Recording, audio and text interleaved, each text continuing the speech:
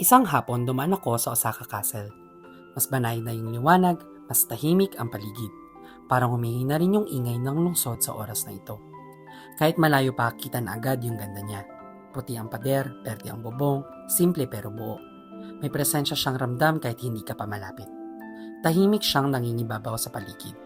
Parang sanay na sa pagdaan ng oras. Sa paligid nito ay kulay ng taglagas. Mga dahong dilaw na parang natural na frame sa bawat anggulo. Pinapawi nila ang init ng hapon at binibigyan ng buhay ang paligid. At sa tuktok, kumikislap ang ginto sa hapon na araw. Tahimik at hindi pilit na nagpapapansin. Hindi magulo kahit may mga tao. May katahimikan na hindi pilit, parang kusa kapang pinapabagal. Sa Osaka Castle, hindi lang tanawin ang nandun. May bigat ng panahon at may pahinga sa gitna ng lungsod. Mulis akong may mga ngiti sa labi, dalang alaala ng katahimikan na gusto kong balikan.